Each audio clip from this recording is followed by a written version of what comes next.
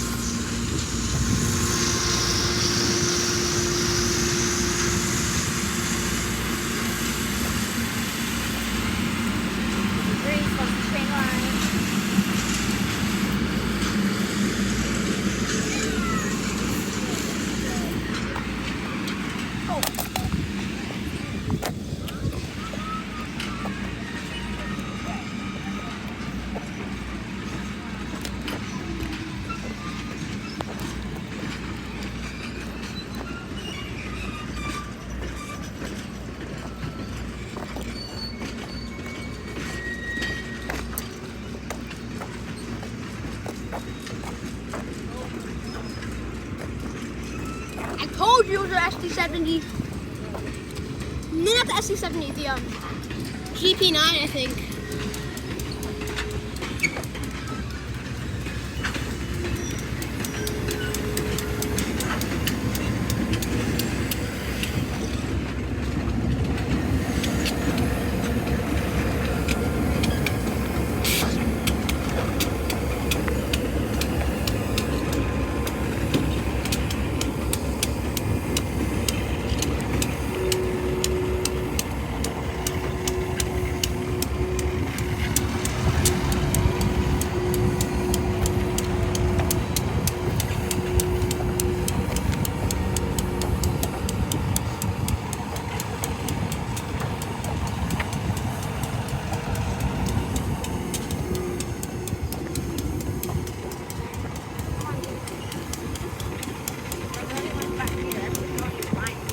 Yeah. Told you let's go when I said so.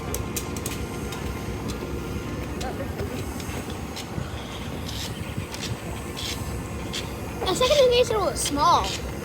Ah!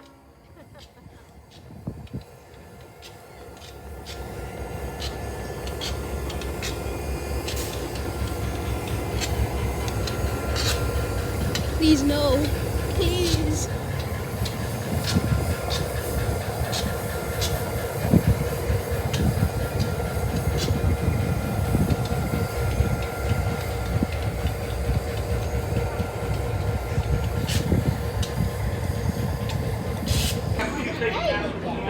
First of all, there are no operational restrooms before the train. It's about a 25-minute ride. We ask that you remain in your seats at all times for both trains moving.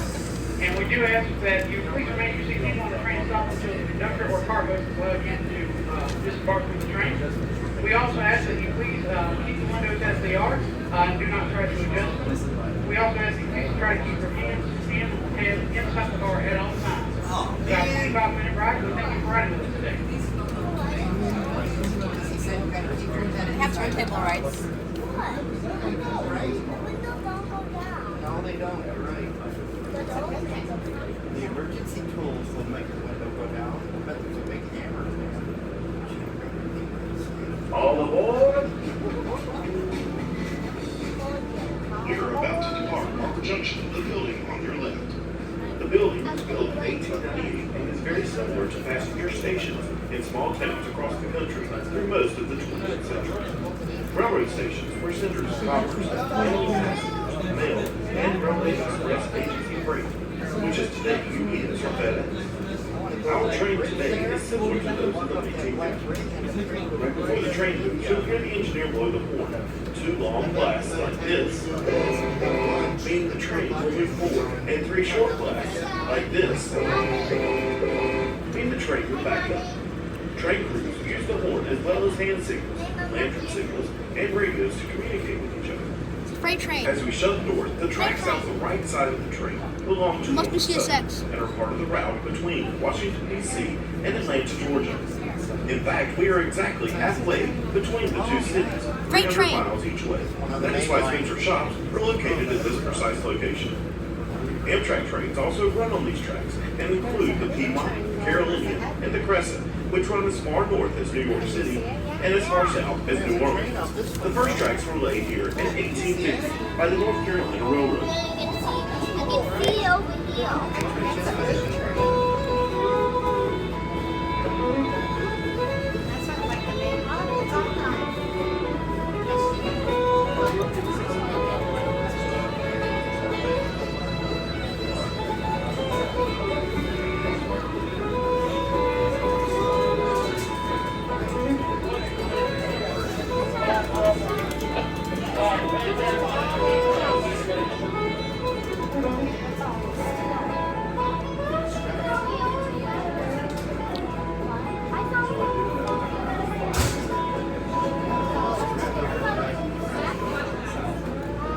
Before the Southern Railway opened its Spencer shops in 1896, all that was here was farmland and trees.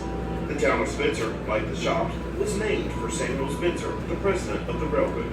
Railroad workers in Spencer had a different living arrangement than textile mill workers in this part of North Carolina. Mill workers generally lived in a company house, shopped at the company store, and made less money than comparable railroad jobs.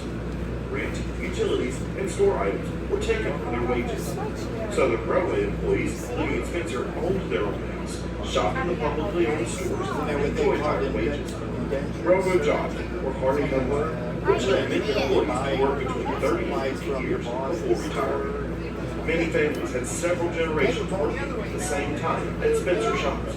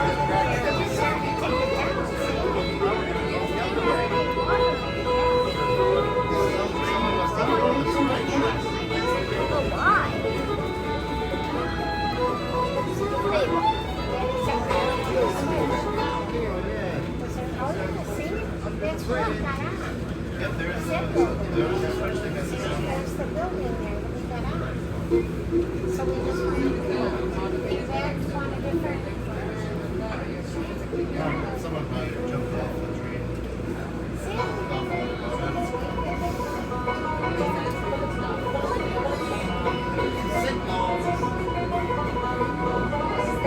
Hey, look, somebody's on the bridge. As we continue our trip, you may notice two big silver tanks with the letters SR painted on them on the right side of the train. Built in the 1920s, these two large water tanks held water Oh, this for fighting train fires goes here on on the site. forever. To fill those tanks You can up, see the water back may be of pumped it. in all the way from the Yakima River, Wait, no, which is that's 4 miles away. They went to Next to those tanks is a small red 4 miles away, they don't let it size building because it's one of the most important buildings here at Spencer Shops.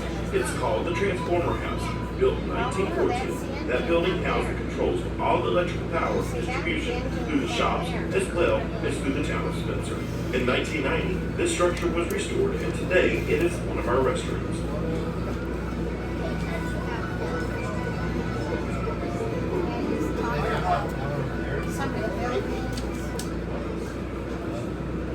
Coming up on the right side of our train, you will see a medium-sized red brick building.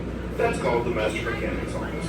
Built in 1911, the Master Mechanic's Office held the offices of the Master Mechanic, the payroll clerk, office clerks, and the officials of the Danville Division of the Southern Railway. Today, it houses our administrative offices and the gift shop, which we call the gift station.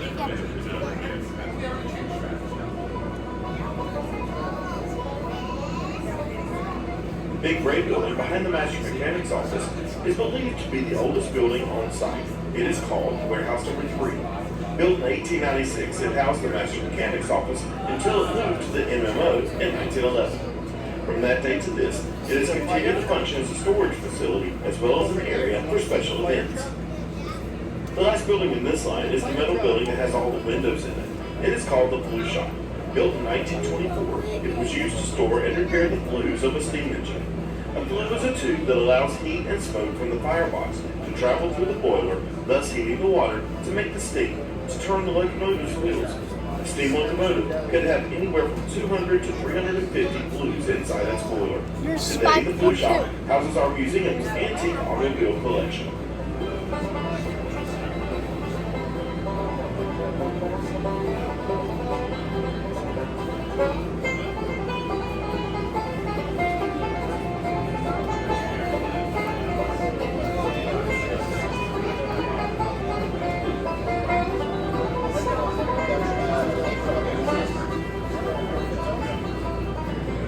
The next building we come to is a smaller red brick building, which will be directly on the right side of our train. This building is called the Oil House.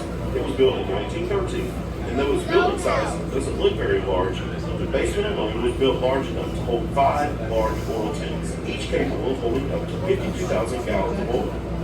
Every train crew was required to stop there and pick up a supply of oil before going on a mainline run.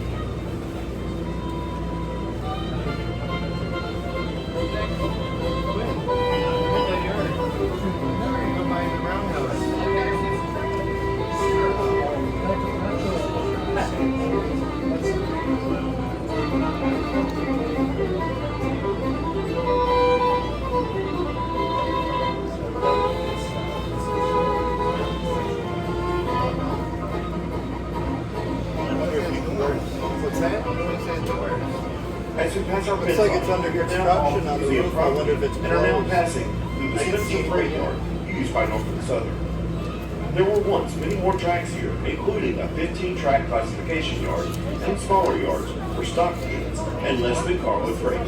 By law, animals transported by rail had to be removed from the cars for feeding, water, and exercise every 24 hours.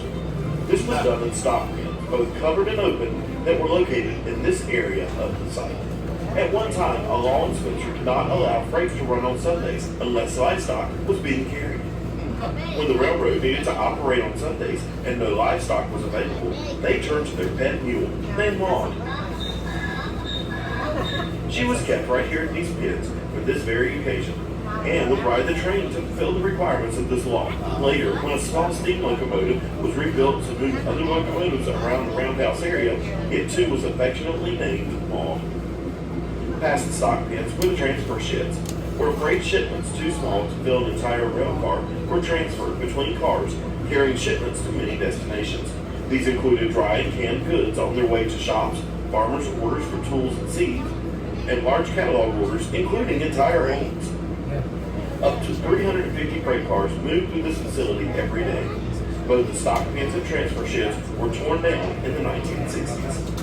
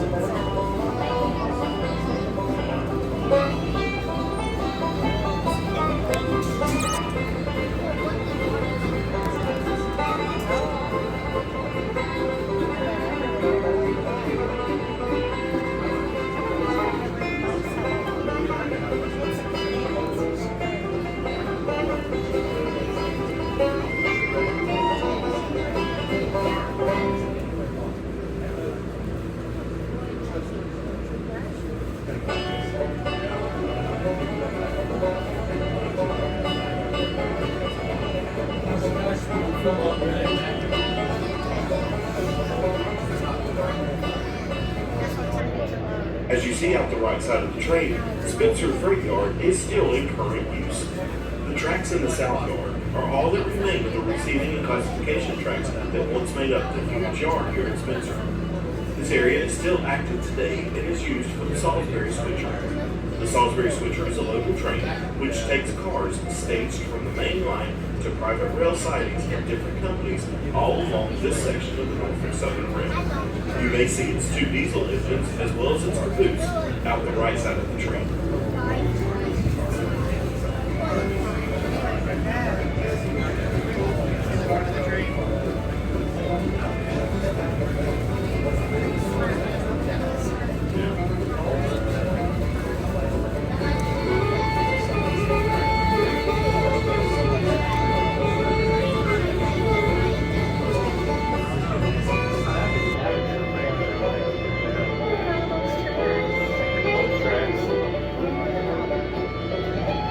The main lines are elevated. Imagine living right there.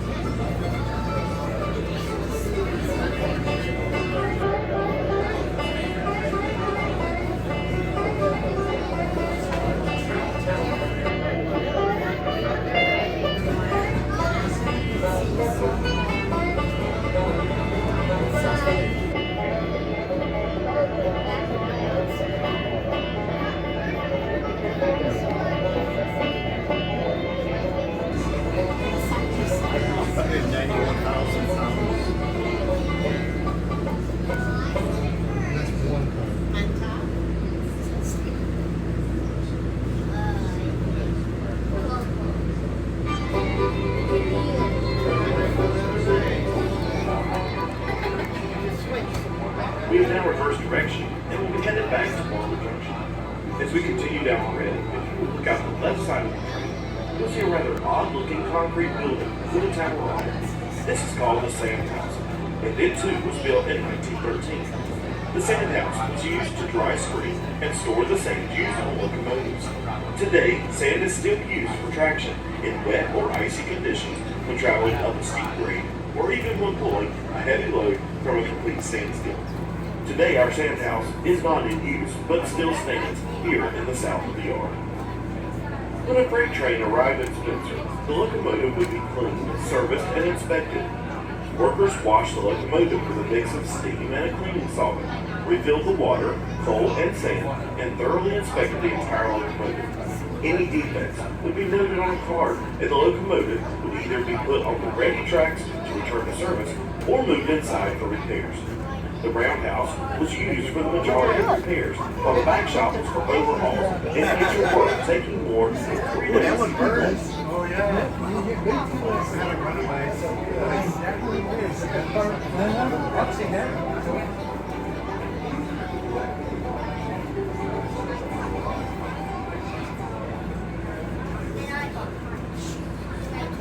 Attention folks, here in just a few minutes, the train will be making a short courtesy stop at the roundhouse.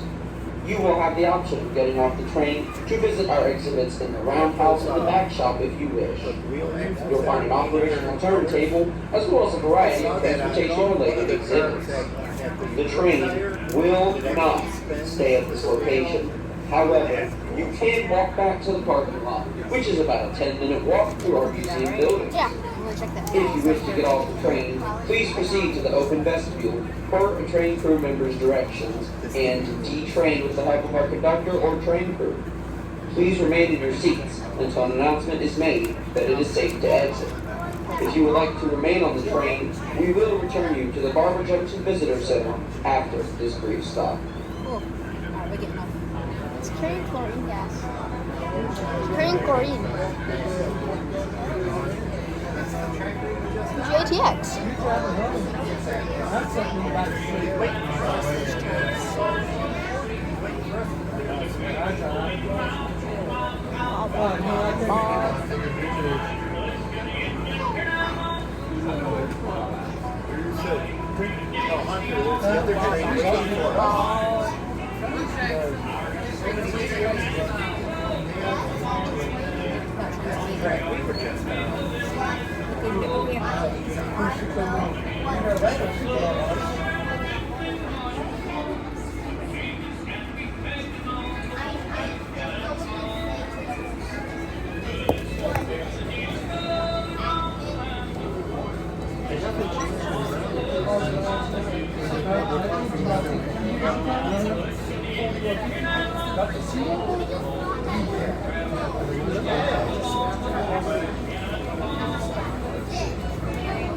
Another train over there. It's a busy main line. Is that 3 trains?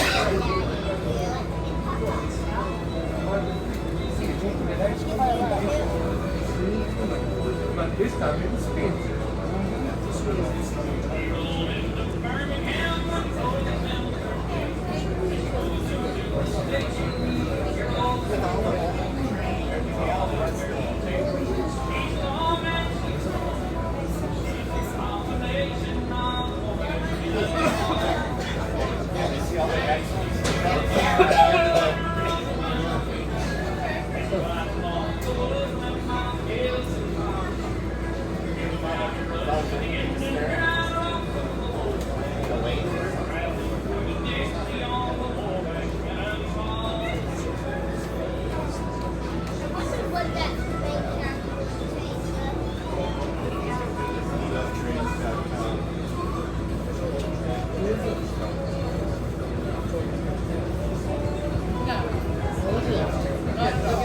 Hunter, come here. Workers are heading out. See them back there? The workers. Finish school? There's a train over there. There's trains over there.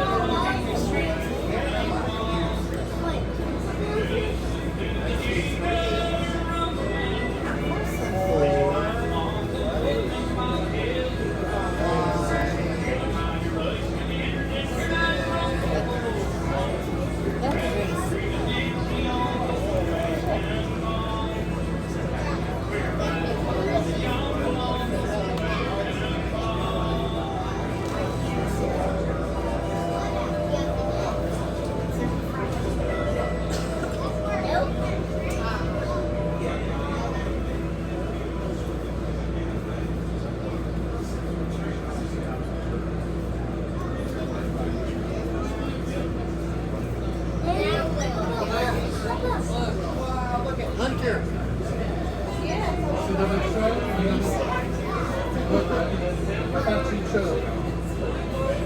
There's somebody in that car.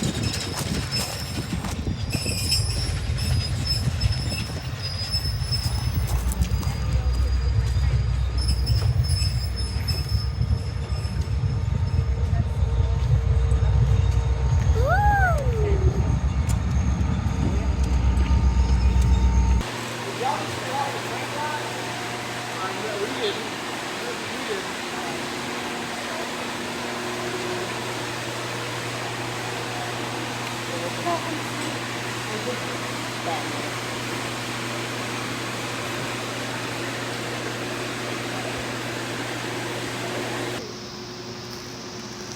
using the.